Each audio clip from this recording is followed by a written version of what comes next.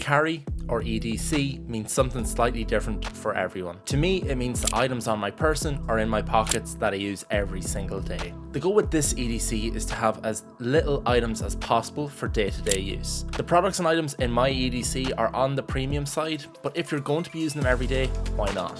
First, we have probably my favorite item in my everyday carry, and that is my watch. This is the Omega Seamaster 300. It's made of stainless steel with a ceramic bezel and a ceramic dial. The detail on this watch is insane, and the build quality and specs of the movement are unmatched, especially at this price point. There is an argument to be made that this is better than its Rolex counterpart and significantly cheaper. It's definitely good for someone who wants more of that undercover look and a watch that the general public might not recognize. That said, it definitely isn't cheap, and I do rotate it out between some of my other watches depending on what I'm up to. Next, we have without a doubt the most used part of my EDC, and that's my phone. I'm rocking the iPhone 14 Pro Max in this white finish, and personally I think this is the best color for the Pro model, but I haven't had a white phone in years, so maybe that's why. This is the 256GB model, and I'm not crazy enough to use it without a case, and that's where the sponsor of this video comes in, Magback. I've been using Magback's case for the past few weeks now, and I have to say I'm extremely impressed. From the packaging to the case itself, you know what you're holding is premium. It's not just any blue case. Magback has patented super strong magnets built into the back that are fully MagSafe compatible and stick to any metal surface. The case also comes with a magnetic strip that you can put anywhere to mount your phone.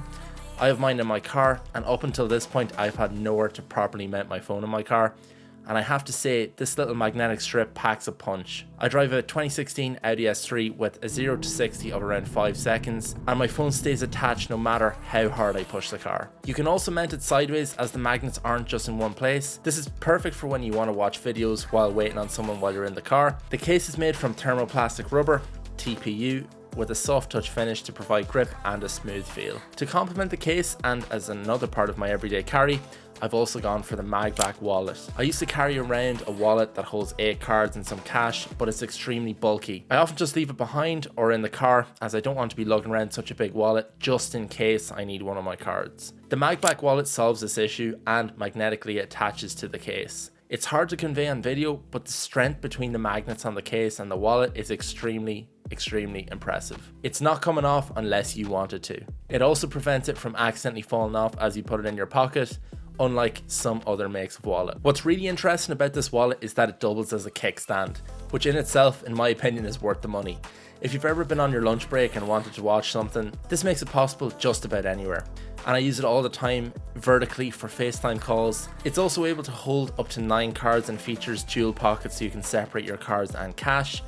And it's also NFC protected. Where this trumps the likes of the Apple Wallet in my opinion is the open card slot at the back, where you can slide up your cards without taking the wallet off the device, which isn't possible with the more expensive Apple alternative. And to make it even easier to hold, they also include a finger loop at the back, and it can be fun to use it to just try and get the magnets to detach if you're bored. Oh, and not to mention the wallet has magnets on the outside too, so you can still make use of that strip in your car or on other metal surfaces. The wallet is also covered by a lifetime warranty, which is a lovely add-on. They have plenty of other accessories if you're interested on magback.com, and they've kindly given anyone who uses my code BrandonK15 15% off their entire order. I'll leave all the details in the description below. Thank you Magback for sponsoring this video. Next in the lineup are a recent addition. If you watched my previous EDC video, you'll know I've been rocking the first gen AirPods for some time now. At the time of my last video, I was considering upgrading, and it's clear to see I've gone ahead and made the upgrade. I did think it was quite risky at the time, considering that AirPods 3 could have very well been just around the corner,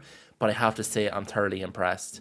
I take them with me almost everywhere, as they make listening to music, podcasts, and the like super easy and convenient. I'd highly recommend getting these if you don't have them already, and if they're out of your budget, the base model AirPods are still great value and are still perfect. If you're not in a rush though, it might be best to wait until after this year's Apple event in September, just in case they release a brand new set of AirPods. Up next we have my car. I have a tendency to chop and change what car I have pretty often.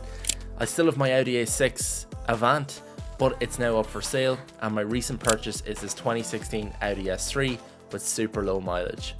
It's extremely clean inside and out, and it's now my daily driver. To be honest, it's going to be really hard for me to go back to anything else with less power, and I've managed to clock over 10,000 kilometers in the space of just 4 months. It's safe to say I'm enjoying it. I've also gone on a road trip with friends, and I have to say the car was faultless throughout, and we got some really cool photos while over on the west coast of Ireland. But who knows how long this will stay in the garage. No doubt by the next EDC video I could have a completely different car. Follow me on Instagram to keep up with all things outside of the channel. Moving on, I'm about 18 weeks into Invisalign, as I wanted straight teeth and wasn't keen on the traditional train track braces. My sister went through that and I watched her go through kind of a world of pain, so I went with these. Now don't get me wrong, you still go through a good amount of pain, but it's spread over a year and a bit or less, depending on how your teeth are. It's definitely on the pricey side as well, so you're feeling a different kind of pain entirely. But once you get the hang of the whole process, taking them in, taking them out, and kind of maintaining them, it just becomes routine. This is the case that holds the aligners when they're out, while you're eating food or drinking water or cleaning your teeth and stuff.